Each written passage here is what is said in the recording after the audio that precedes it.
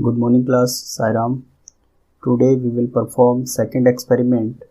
Virtually I will tell you how to perform experiment number 2 and what is the aim of the experiment. First of all we will learn this. Okay. So as you can see in your screen, our aim is to determine the resistance of a given wire using meter gauge.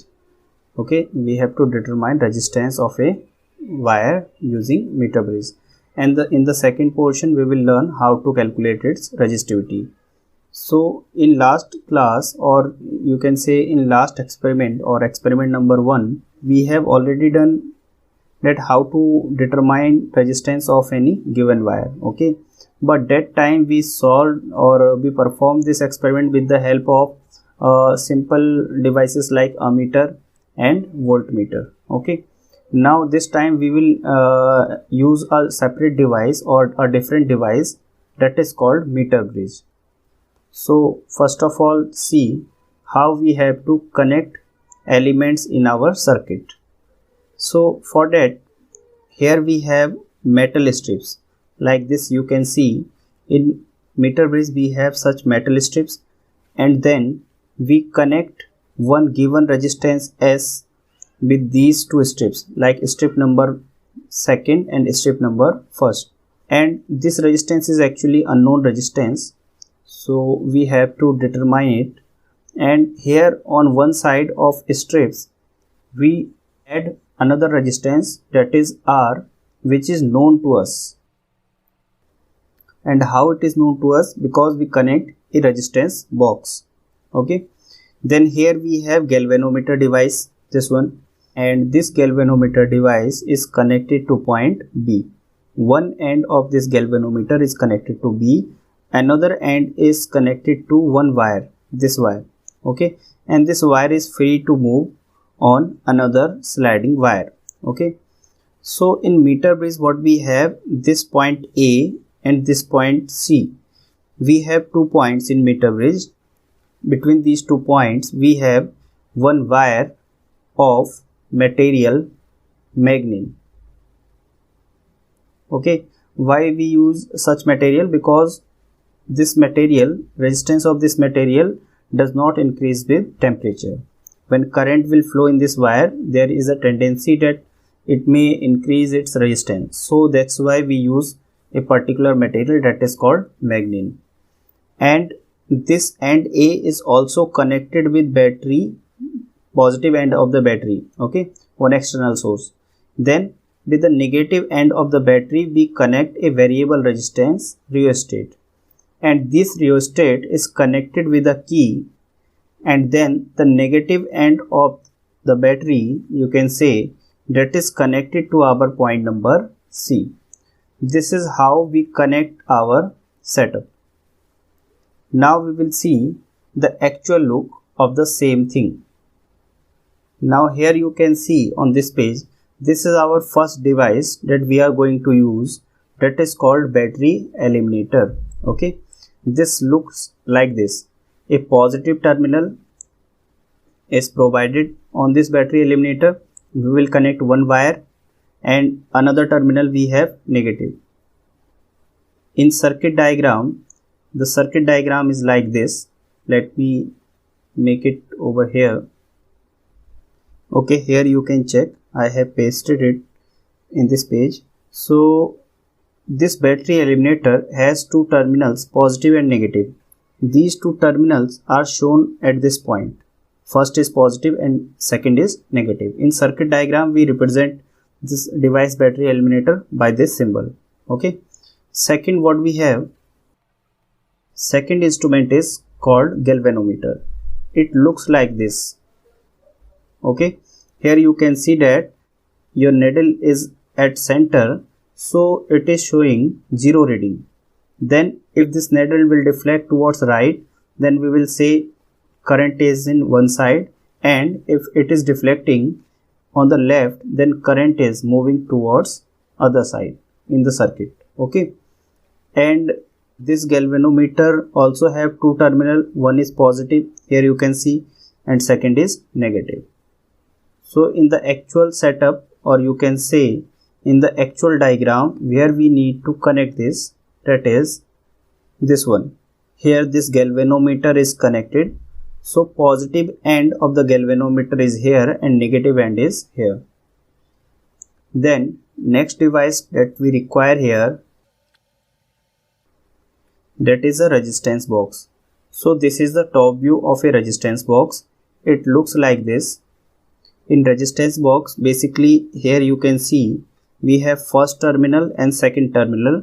These two metal strips are given. We connect one wire over here and another wire over here. This is our wire number 2 and here we have our wire number 1. We connect two wire at this point, and suppose if we want to connect 200 ohm resistance, then what we do, if we want to connect 200 ohm resistance in our circuit, then we will pull out this key. Okay, then 200 ohm resistor will be in our circuit. Or like here you can see 2000 ohm key. This key has been pulled out, so it means that 2000 ohm is our resistance that is applied to our circuit. Here its name also you can read, that is called resistance box. Okay, so in actual setup what we do, we connect our resistance box at this point. Here you can see our resistance box is connected, okay, between these two terminals. And if you want to apply 2000 ohm resistance, then you can apply resistance box at this place. The next device is called jockey. Okay, so what is the use of this device? At this device, the inner side is metal, this one is metal. We connect our one wire at this point. Okay, this is the wire connected from the galvanometer's one end, and that is connected to the jockey. The other end is of metal, so electricity or electric current goes from this side and comes to this side, and through the wire it moves back to the battery. So for safety purpose we use this, so that it is safe to use while performing experiment.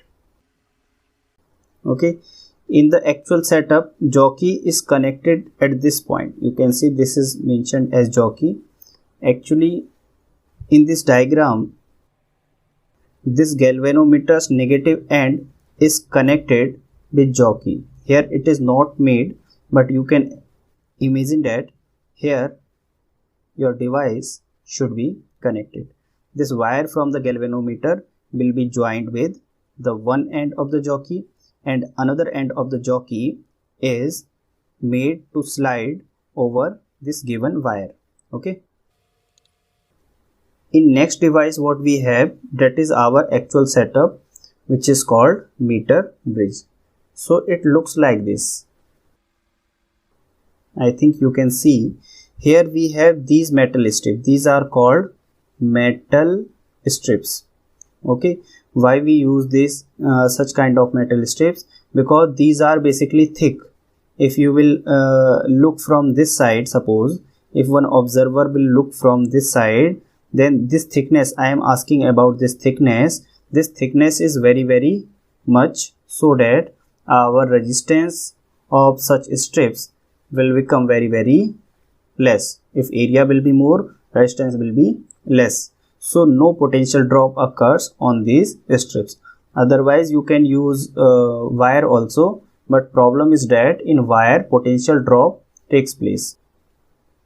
Okay, now where we will connect our devices. Okay, here you can see that on one metal strip we will connect our resistance box, that is RB, and on the other metal strip we will connect our unknown wire, that is X ohm suppose. And here you can see one scale is also given, that is of 1 meter length or 100 centimeter. Okay, here let me zoom it for you, how you will read the reading. I think these readings are visible to you if you can read it. So here you can see it is mentioned 0, then 1, then 2, this number is 3, 4, 5, 6. Okay, and if you will move to the right hand side, here it is mentioned 99, then 100. Okay, and this particular wire, if you can see, this metal wire or this magnet wire is connected, okay, between these two ends, and this wire length is basically 100 centimeter, and you can call it 1 meter also. So that's why this device is called meter bridge. In next picture you can see that we have all the devices, okay, like here we have battery eliminator, we have our galvanometer, then this is jockey, and this is main setup, that is meter bridge. Here we have these connecting wires that we require to complete our circuit. This is your resistance box, and here is the unknown resistance. Okay, so this is like a spring we have made, and its resistance we will calculate. More clearly you can see all these devices. Okay, now we have to look at how we will connect all these devices.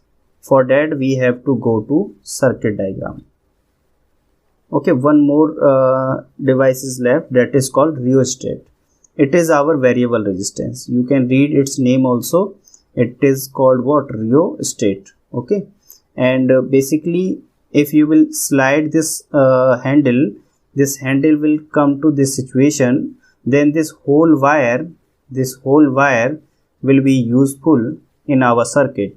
So its length has been increased, so we will say that its resistance is also increased. Okay, so if we want to change our resistor, we have to slide this handle to the left or to the right. Then here you can see that we have connected all the wire. I will tell you in video also that how to connect the wire and how to take reading. But before that, you try to understand how we will connect our wire with all the devices. Let me take you to the original circuit diagram. Actually, the positive end of the battery, here you can see this positive end is connected to the one end of the metal strip. Okay, so now keep on watching. Let me show you how positive end is connected with one end. Here you can see that the positive end, this white color wire is connected to the positive end, and this white color wire is going like this, and here this wire is going like this and connected up to this point. Okay, if you can see it clearly, then let me raise it for you. Here, this white color wire. Then this negative terminal of the battery eliminator will be connected to the other end of your meter bridge, that is end Q. And remember, in this case we have not used rheostat, okay, because rheostat is used only to control the amount of current in the circuit. If you are performing your experiment at very low voltage, like you can say 2 voltage at this point, then in that case you don't require any rheostat. After that, you can see that you have one resistance box that is connected between these two metal strips. Either you can connect your resistance box to the right side, or you can connect your resistance box to the left side also, like here also. So here you can check that this resistance box is connected between these two metal strips. Like one white color wire, this wire is connected to this end of the metal strip, and the other end of the resistance box is connected with the other strip. And on the right side strip, means between these two gaps, one wire of unknown resistance is connected. Here you can see this spring or this unknown wire X is connected to between these two metal strips. Its resistance we have to determine. Like in original circuit diagram also, you can see that this wire S is connected between these two metal strips. So this wire is represented by a spring in our original circuit. Then to the middle point of the strip we have connected one galvanometer. One end of the galvanometer is connected to B and other is connected with the help of jockey to the sliding wire. Now this we will see in our actual circuit diagram. So here you can see this is the point B, middle of the strip, and one end of this point B is connected with positive end of the galvanometer, this device, and negative of the galvanometer is connected to the jockey. Like here you can see this is connected to the jockey. Now this jockey that has metal base that will be connected to the wire of this meter bridge, or you can say this jockey will slide on this wire to take readings. So here now you can see that in our original circuit we have used this battery, we have used this key also, and this resistance box, this unknown wire, then galvanometer is also connected to our main circuit. Okay, so everything we have connected. Now we will see how to take readings. Here you can check that we have switched on our battery eliminator. We will check the deflection whether it is on both sides or not. Suppose here at this time you can check that galvanometer needle is at 0, and here at this point on the left hand side wire I will touch the jockey, and then you will see deflection in the galvanometer.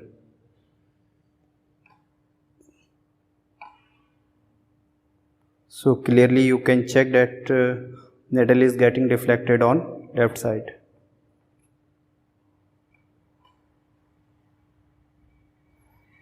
Now we will check for right side of the nichrome wire.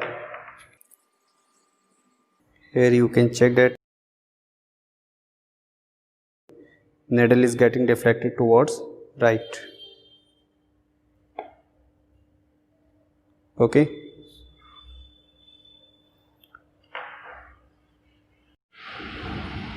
Now we will take out 200 ohm resistance from resistance box.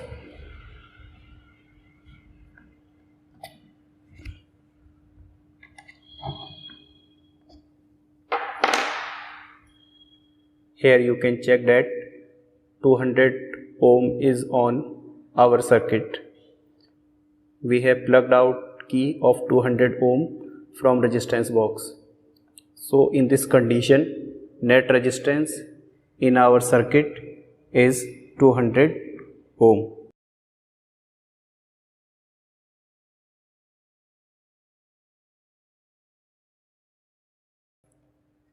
And we will see deflection. Here you can check that at 76 mm approx your needle is getting 78 mm. Your needle is getting deflected just towards right. At 77 you can check in galvanometer, your needle is again towards right. At 73 you can check your needle is towards left. So at 75 approx 75 your needle is almost at 0, or you can say at 74 centimeter your needle is at approx 0. Then just right of the 75 needle is towards right, just left of the 74 say 72 your needle is towards left. So at 74 exactly your needle is at 0. So this is our deflection point. Now we will fill this table. So as per the circuit diagram, here you can understand on the LHS we have taken resistance box, and on the right hand side we have taken unknown wire, and here we have this magnet wire, and one battery was connected. Okay, so suppose here this is the point of point J of, you can say, balancing length, and here you have connected your galvanometer. So this S in the left gap means unknown wire in the left gap, or you can take this unknown wire to the right gap also. First of all, we have to consider this value of resistance box. For that we have resistance R in ohm. Suppose we have taken out 200 ohm first, so this will be our reading, and position of the balance point, so it will come out to be 72 to 73 centimeter. If you remember that balancing length was 73 centimeter from the LHS. Then balancing length AD, that is right side length, that you will get by subtracting 73 from 100, or you can directly write here its value, that is 27. Then we have this formula we have taken from Wheat-Stone-Bridge concept, that S equal to R into L upon 100 minus L, that is resistance box resistance upon unknown wire resistance equal to L1 upon 100 minus L1. So from here you can get your unknown resistance X equal to RB into 100 minus L1 upon L1. Okay, in this way you can calculate your unknown resistance X. So you have to take 3 to 4 readings for that. Sometime you will take out 250 ohm resistance, suppose sometime you will take 500 ohm resistance, like that, and you will get different balance point. So at last you have to take average of all those values. So you have to take your table up to here only, that is when unknown resistance is towards left gap, or you can consider that unknown wire like we have considered to the right gap also. So both process are correct.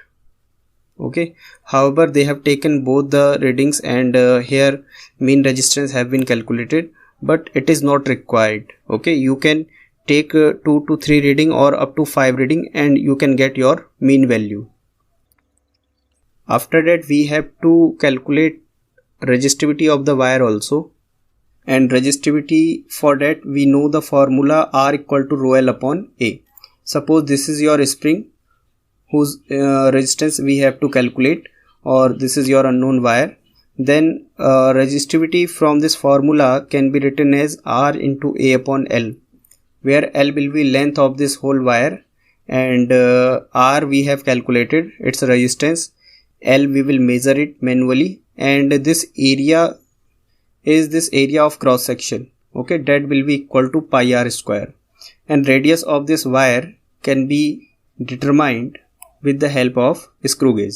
Okay, so in this way we can calculate our specific resistance or resistivity.